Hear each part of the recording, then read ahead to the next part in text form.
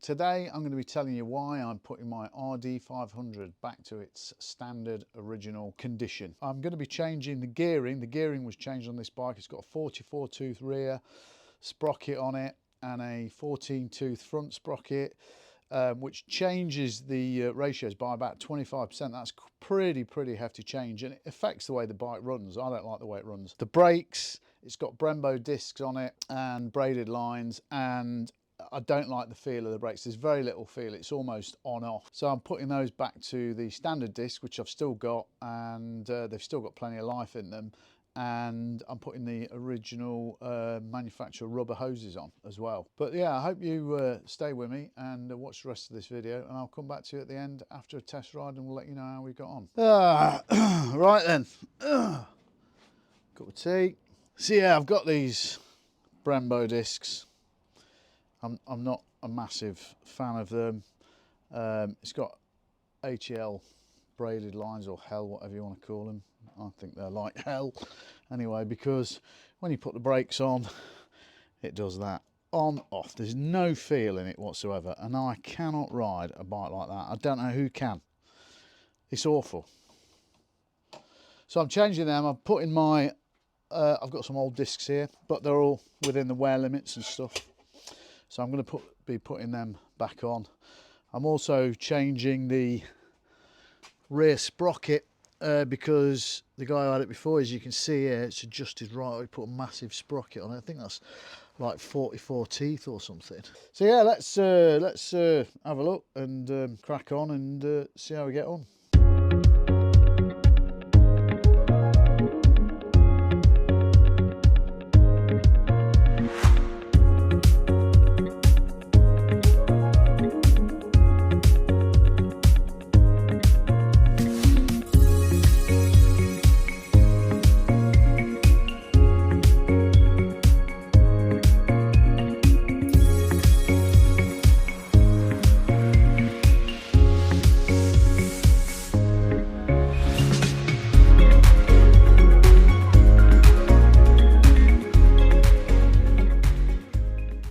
Okay, we've done our calipers now.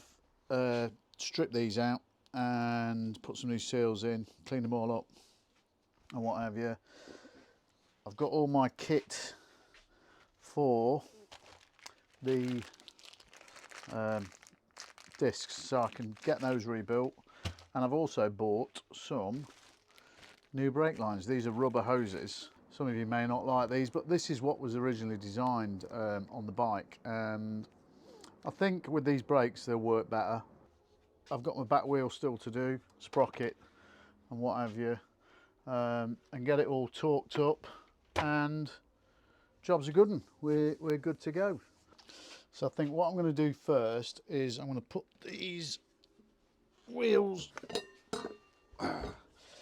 this wheel back in, so I can start manipulating stuff, because those cables, or those brake lines, sorry, they're not as intuitive as you think. There's a left hand, a right hand, and then there's the one that goes from the master cylinder to the splitter, and just doing a dry fit, it's not straightforward as you think.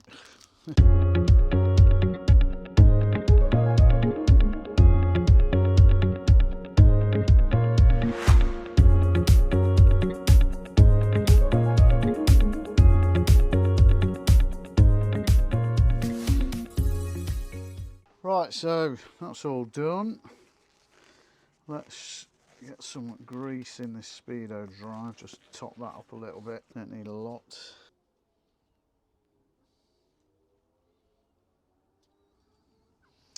There we go. Right, get rid of that glove because I don't want that going anywhere near wheels, tyres or discs.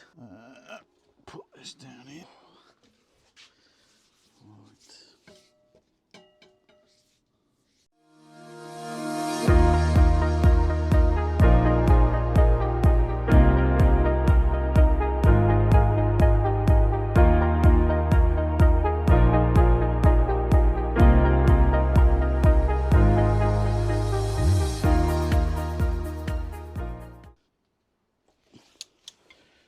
Make sure that's torqued up properly. 58 Newton meters. Come on, baby. There we go. Ah, look at them discs. RD500 discs, eh? Much better. Much better. So what we're going to do is get the calipers on. Once they're in position, I should be able to then check from the position of that which way these cables go. But I'll show you how it's got a splitter underneath here that you can see just here, and so you've got a double banjo union bolt there, and the one from the top, the master cylinder, I've just got to check, and you can see it, that's where it goes to the master cylinder, and I've got to try and work out the routing. Right, so let's just offer this up here. I'll do the other side first, and yeah, then we'll offer up the brake lines to see how it fits. So allegedly, I know you can't see me, but this is the right hand hose, or brake line, whatever you want to call it. Yeah, I don't know how this is going to work, but let's have a look. Turned into a bit of a pain, this. So I managed to get the brake hoses on and attached. It was the upper one that caused the biggest amount of trouble. I then realised, schoolboy error, that I put the when I rebuilt the calipers, the two halves, I got them mixed up with the ones that they should have been on. So the bleed nipple was at the bottom and it should have been at the top, but I'll show you a picture of what I mean. You can see that on there, yeah, where I put it on. So I had to take them off again, split them, rebuild them, put them back together, start again. Yeah, I'm not going to bore you to death with me bleeding these brakes because it's just too boring. So I'll just crack on my own, and when I get something juicy like it's just starting to work, I'll bring you back in. We've got a bit of fluid going through the master cylinder now. I had to bleed open the banjo at the top just to get a bit of air out the master cylinder to prime it. Yeah, I'll just show you on here. So you can see I've got a bit of tension there now. You can just see in there I've had to put that little spring clip here there, because when you squeeze the master cylinder, a jet of brake fluid shoots up. So I've put that back in. And we're getting somewhere, so I'm going to continue bleeding.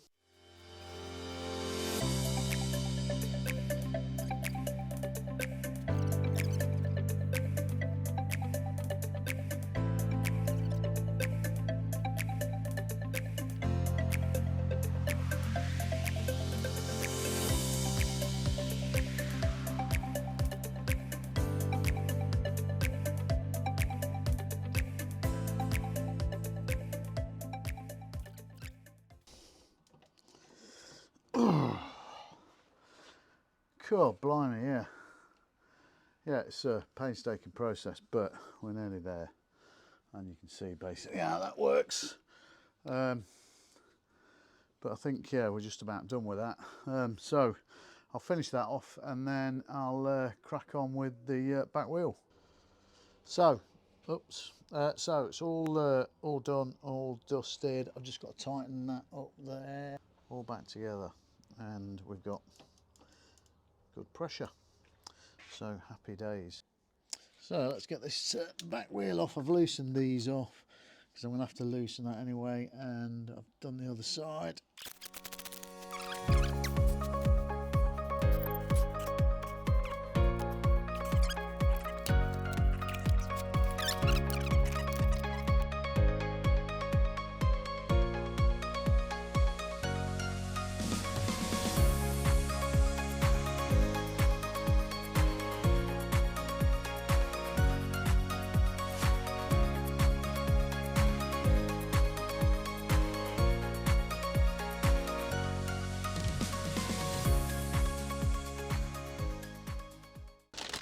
Got our new sprocket here, and this is a 38 tooth sprocket, which is the standard size for this bike. So let's whack this on.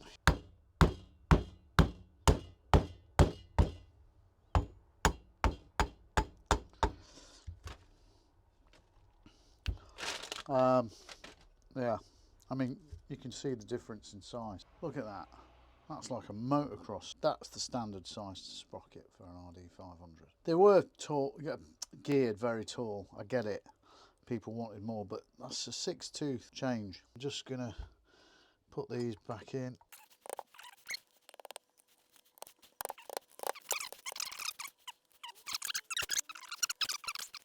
I've got the back wheel in now. I'll just show you down here, but we have got a small, whoops. We have got a small problem, and I'll show you. There you can see it's back in. I've not tightened it up yet because there's not much point. You can see the obvious. The chain's too long. Yeah, so I'm not going to, it's all just going to sit there. I want to get that done over the weekend, hopefully. So I've got everything back on, discs, brake hoses, new sprocket. I had to change the chain length. So yesterday, yeah, I took it out and it ended up on 2 pots again. So I brought it home, and I thought it was an electrical issue. I thought it's got to be, because it was both the front pots had stopped working. I thought it's got to be a coil or something like that. So I checked all that, and I then swapped plugs around from top to bottom and all that sort of stuff. And I had a couple of spare plugs in my drawer, so I swapped a couple out and eventually got it all running again. But I also got my little temperature gun to check the temperature of the exhausts, the headers and everything. And the right pot was running cooler and the top left pot was also running cooler. I eventually got it running pretty well, took it out for a ride, but it wasn't happy. Let's put it that way. It was revving through the rev range beautifully. It's ridden better than it ever did before, and those brakes have made a massive difference. So has the gearing. It's more like what an RD500 should be. But it was just, normally these things are pretty crisp, and it was clean. It was clean revving, but it just felt a bit flat. So I got it home again, checked the temperatures, and again the front right pot was slightly, probably 20 degrees cooler than the left pot front, and the upper left pot was also running it about probably 10 to 15 degrees cooler than the right pot. So I thought, right, I've got there's nothing to it. I've got to have the carbs off, and I've taken the left bank carbs off to start with, and I'll show you basically what I've done. So down here you can see here we've got, that's the fuel tap. I've had to detach that from its brackets. That's the choke lever and throttle cables. That's the fuel inlet pipe, and obviously that's the inlets. That's the lower one here goes to the front left carburetor and cylinder, and the upper one goes to the left rear. When I took the airbox off, which comes sort of down here, I noticed fuel was leaking from the upper left, which is this one, the bell mouth, and that goes into the left cylinder. And this fuel system is diaphragm operated, and so whenever the engine's run, it draws fuel. Now there's a diaphragm inside of this here.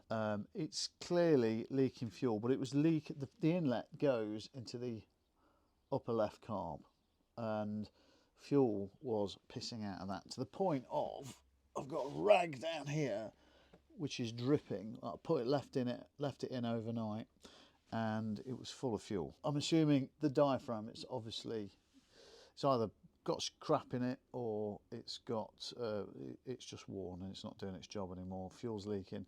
So I've taken the carb off because I'm going to put new valves in, fuel valves, and the seats, and reset the float valve height because it's probably gone out. So you can see what I've done here.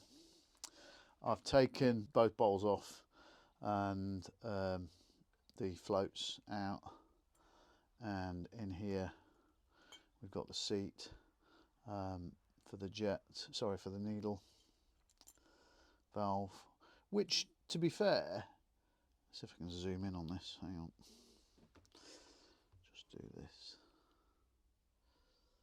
They don't look particularly worn, they look okay, but I've ordered new ones from NRP. I've ordered ones with Viton or Viton tipped valves, and I've also ordered new seats as well. I've got those coming, and I've also ordered a diaphragm kit. Now I've still got the right hand side to do, which I'm going to take you through. Basically, I've got to take this fairing off. I've got to take, this is the airbox, and then get these get the two carbs off. It's pretty straightforward on an RD500, to be honest. It's not too difficult. You just got to undo the clamps onto the inlets and remove the cables, and they just pop off. It's pretty straightforward. As you can see here, it's simply a matter of getting the right hand and the belly pan and the mid fairing off, midsection fairing, and once you get that off, you can get to the airbox, which is underneath. You've got to release the clamps, which is what I'm doing. Well, I've already done with a long screwdriver, and once you get this airbox off, it's about half a dozen screws, quite simple, just pops off, and you can then get to the carbs, which are behind it.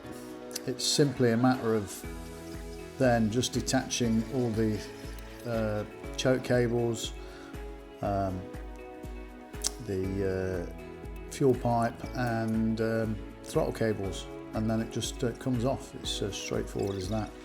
It's no real drama, and very easy to do on this particular bike. So here we are. Whilst some of the improvements were good, the brakes working fine, the gearing's a lot better, but I've now got the issue with the carbs, which I've shown you in the video.